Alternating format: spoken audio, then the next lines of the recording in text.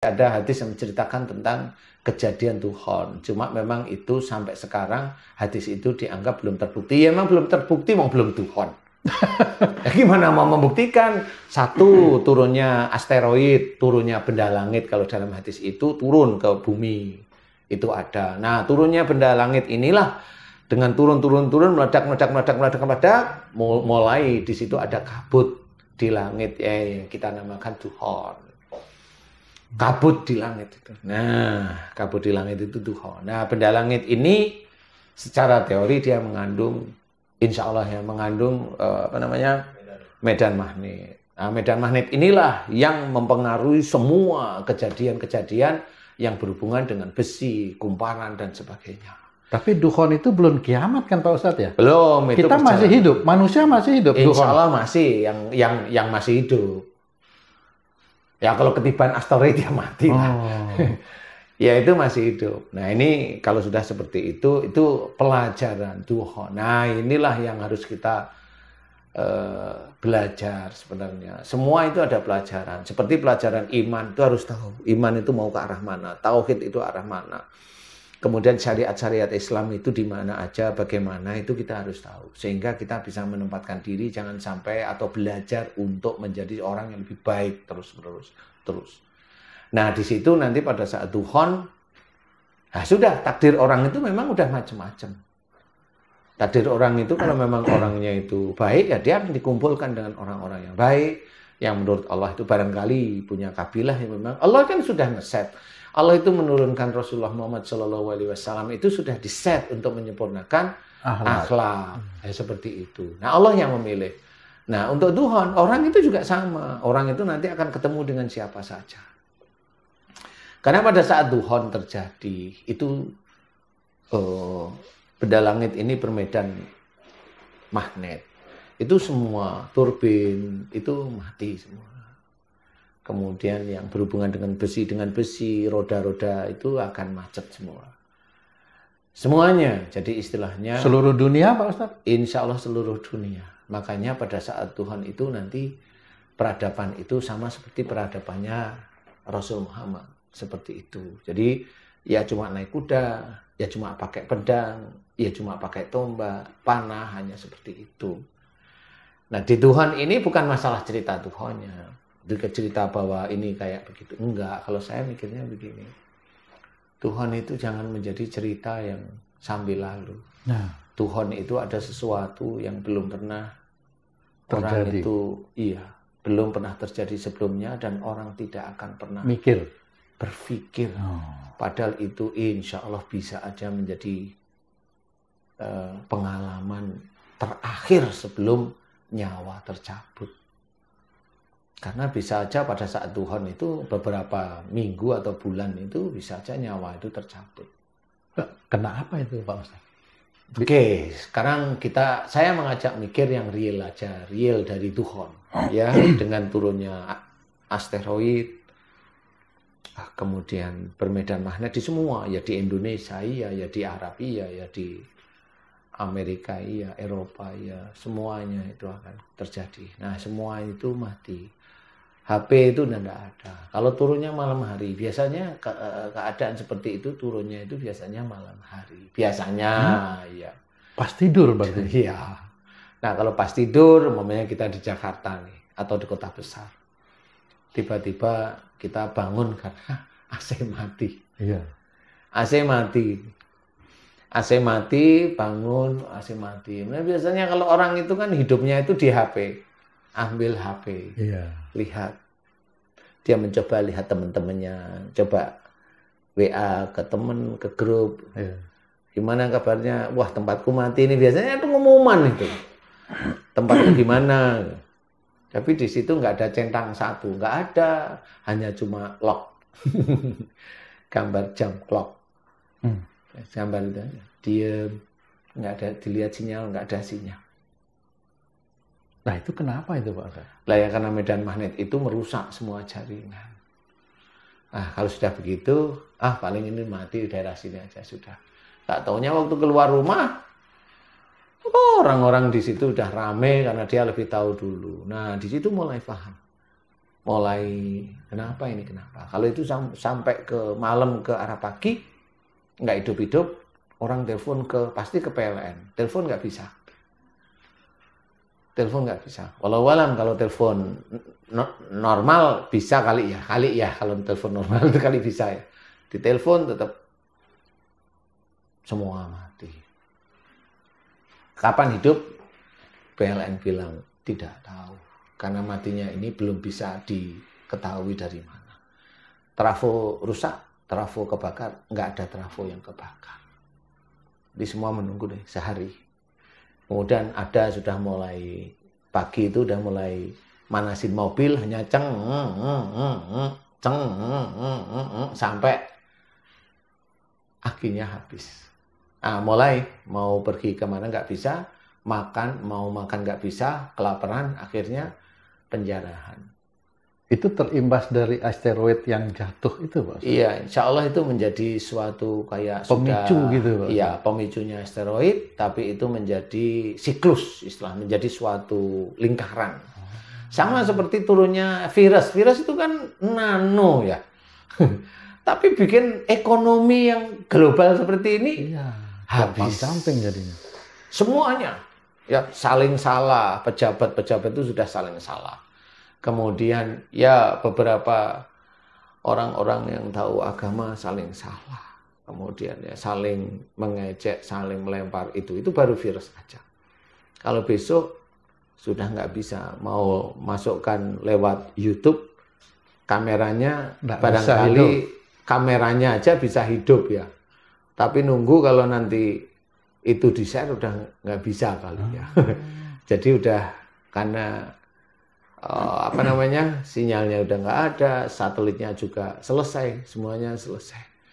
Nah, setelah itulah mulai kita harus memahami. Orang cari makan di Jakarta. Di Jakarta itu kita makan hanya beli di supermarket, pasar-pasar tradisional. Pasar tradisional pun itu disuplai oleh teman-teman penjual makanan, yaitu sayurnya lah, kemudian bahan-bahan makanannya itu dijual. Tapi mereka sama motornya, mobil pickupnya dan mobil boxnya nggak ada yang bisa jalan. Sehingga nggak bisa mengirim makanan. Nggak bisa. Kemudian mau ke ATM, ATM-nya mati. Nah, kemudian dia mau apa? Kemudian orang yang dia tidak punya uang, dia lebih emosional, mulai jarah minimarket yang dekat rumahnya mulai dijarah karena dia udah kelaparan. Tapi kan ada yang jaga minimarketnya, Pak Ustaz. Kalau yang masuk orang 10 itu yang jaga orang berapa? Ya kalau orang 10. Dan itu semuanya seperti itu, bukan masalah masyarakatnya. Alah wong anak tentaranya sendiri juga bingung.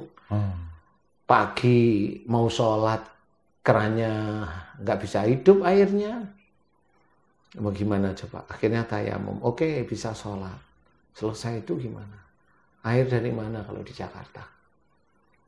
Mau minum lewat apa? Mati semua. Mati semua. Tandon air terakhir. Dan itulah yang susah. Kemudian mulai anak-anak kecil, yang punya anak-anak kecil bilang, ayah saya lapar, ayah lapar. Gimana ayahnya? Kalau ayahnya seorang agamis, ya dia berpikir yang normal aja, gimana caranya saya makan? Itu sudah rajahan, ya, minimarket sudah diambil semua, dia masuk udah nggak ada apa-apa, anaknya kelaparan, mau kasih makan apa? Dia di Jakarta, dia di kota besar, Medan umpamanya, atau di Semarang umpamanya, atau di Surabaya umpamanya. Nggak bisa makan. Nggak bisa makan. Titik itulah titik kulminasi. Dan saat itu nggak taunya umpamanya itu musim kemarau di Indonesia. Jadi nggak ada tanam padi. Orang mau makan apa? Nah inilah akhirnya chaos. Jadi chaosnya di situ. Chaosnya di situ. Nah Tuhan ini adalah sesuatu yang belum pernah difikirkan oleh banyak orang. Tetapi itu akan terjadi. Dan orang akan kelaparan. Seminggu nggak makan itu lemas. 2 minggu. Dia hanya boleh minum air. Ya dia hanya minum air. Tetap akan lemas. Kalau sudah ada lemas gitu, Ya, kita lihat aja orang-orang yang punya anjing atau anjing liar itu. Anjing itu nalurinya cari makan itu dia udah tahu sendiri. Kira-kira ini bisa dimakan, dia makan. Kalau dia nggak bisa cari makanan di tempat sampah, dia cari orang yang nggak bisa jalan itu. Yang nggak bisa jalan diem, itu dilihatin aja sama anjing. Suatu ketika memang kelihatan diem aja ya bisa aja kakinya digerogotin anjing. Astagfirullah. Karena anjingnya juga butuh makan dan dia itu naluri cari makan seperti itu. Kemudian kalau yang orang-orang yang preman-preman yang ganas-ganas gimana? Ya, kita nggak tahu. Bisa aja dia ambil betisnya orang lain karena nggak bisa makan. Atau dia ngejar-ngejar ayam tetangganya. Barangkali kalau masih itu bisa jadi hidup, dia kejar ayam tetangga. Atau dia makan itu anjing. Atau dia makan itu kucing. Setelah itu. Makanya di sini kita harus pahami bahwa Tuhan itu sulit. Tidak bisa untuk ketawa, ketiwi, cengengesan, tidak bisa. Suatu yang sulit, yang itu akan melanda. Tidak usah cerita tentang orang-orang yang non-muslim. Yang muslim sendiri aja kesulitan. Di tengah-tengah orang kelaparan itulah Dajjal itu diturunkan oleh Allah Ta'ala, diizinkan turun. Dajjal itu tugasnya memang hanya mengkafirkan orang-orang muslim. Dia punya ilmu sihir yang hebat. Karena anak buahnya Dajjal itu mengunci semua jin itu mampu. Jadi kalau Dajjalnya sendiri yang turun, kita tinggal menghitung siapa di antara orang-orang itu yang sudah kemasukan anak buahnya Dajjal. Itu biasanya pasti langsung takluk dia dengan Dajjal. Nggak mungkin tidak. Dan itu gampang menjadi kafir. Karena dia nggak kuat. Otaknya tidak baik, dia tidak kuat, imannya nggak kuat. Selesai. Dia kelaparan, kasih makanan, dia suruh jangan menyembah Allah. Ya, dia mau apa lagi? Kalau nggak itu pasti mati. Nah itulah makanya dalam hadis ceritakan jangan berani-berani melawan Dajjal itu. Nggak bisa dilawan. Jadi tidak. Biarkan itu Isa Al-Masih yang Nah itu harus kita ketahui. Nah, kalau tiba-tiba Dajjal itu muncul di depan manusia biasa kita, gimana kita mau ngelawan? Itu lawannya dalam hadis yang sudah dinaskan oleh Allah Ta'ala hanya Isa Al-Masih. Dan dia bisa terbang kemana-mana. Tukang sulap aja bisa hilang dari tempat ini ke tempat sono. Orang boleh bilang trik, ya. Tapi kalau besok Dajjal datang beneran, jangan ngomongin masalah trik. Ngomongin perut yang diomongin. Nah itulah kehancuran demi kehancuran. Orang-orang muslim dikafirkan sebanyak-banyaknya oleh Dajjal. Nah kalau kita iman kita itu bagus di hadapan Allah Ta'ala, ketakwaan kita itu bagus di hadapan Allah Ta'ala, amal soleh kita itu bagus, tauhid kita bagus, biasanya nanti Allah akan mengelompokkan orang-orang itu tidak bertemu dengan Dajjal. Insya Allah ini doa saya, ini doa saya. Karena memang itu akan menjadi kesulitan. Itu menjadi kesulitan. Yang bisa membunuh Dajjal hanya cuma Isa Al-Masih, tunasnya. Nah inilah yang harus kita pikirkan.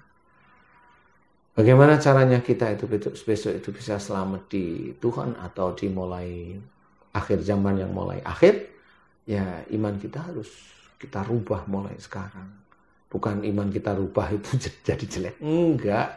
Ya menjadi lebih baik, lebih iman kepada Allah Ta'ala.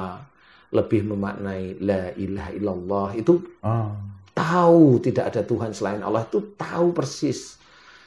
Jadi tidak menyandarkan diri kita sebagai manusia itu ke manusia lain. Jangan menyandarkan kita dengan uangnya. Jadi jangan menyandarkan kita itu dengan kekayaan kita. Loh, bagaimana dengan kita menyandarkan dengan orang lain? Ya, kita menyandarkan dengan orang lain itu, kita itu yakini kalau saya itu dengan pejabat itu, atasan saya itu, dia yang bisa mengangkat karir saya. Nah, itu sudah sama menuhankan atasannya. Nah, itu harus dimaknai. La ilaha illallah itu harus dimaknai. Tidak ada Tuhan selain Allah. Nah, orang-orang seperti itu yang muslim banyak. Orang-orang seperti itu yang muslim itu banyak yang dia itu menuhankan atasan-atasannya itu banyak. Kira-kira nanti kalau masuk dukhon, mereka itu Bagaimana itu Pak Ustadz? Yang kayak gitu itu? Nggak usah dipikirin. Oh iya. Ikut pusing nanti kita mikirin. Nggak usah dipikirin. Kita mikir aja sendiri, pusing yang seperti ini. Iya. Harus memikirkan gimana caranya besok itu sebelum Tuhan itu datang itu kita bisa makan. Allahu Akbar. Bahan makanan. Padahal pada waktu Tuhan itu jelas itu terselimuti kabut, debu. Itu tuh panasnya melebihi panas normal, bisa 2 atau 3 kali. Sehingga air itu dihilangkan oleh normal Allah. Di Indonesia atau di Arab Pak Ustadz? Ya semuanya. Kalau di Arab kan sampai 45 derajat ya panasnya. Sudah nggak apa-apa. Di Indonesia? Ya begitulah. Kering? Ya bisa 2 atau 3 kalinya. Loh. Karena itu kan matahari masuk ke bumi, kemudian dia memantul gelombang sinarnya itu memantul ke atas, kena debu, balik lagi ke bumi. Jadi bisa 2-3 kali panasnya. Nah itu akan mengeringkan sebagian air, mematikan sebagian tanaman. Jadi bisa aja padi itu malah nggak tumbuh. Nah terus kita makan apa nanti? Ya nggak tahu, saya juga lagi mikir itu. Tuh. Coba kita cari solusi Pak Ustadz. Gimana itu? Loh itu kalau dipikir-pikir, apa kita bisa bertahan ya? Bagaimana caranya bertahan itu Pak? Jadi bertahan itu kan keimanan, tauhid, ketakwaan kita pada Allah Ta'ala itu akan menjadi bertahan.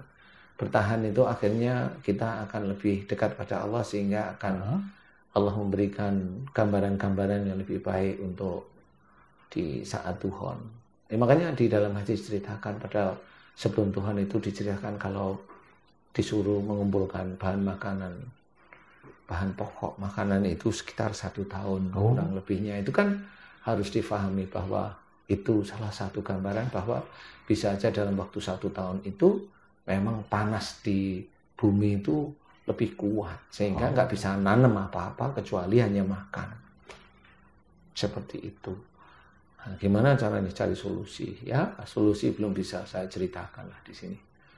Tapi paling tidak gambarannya bagaimana dengan Tuhan. Karena pada saat anaknya lapar, minta makan, ayahnya mau kemana?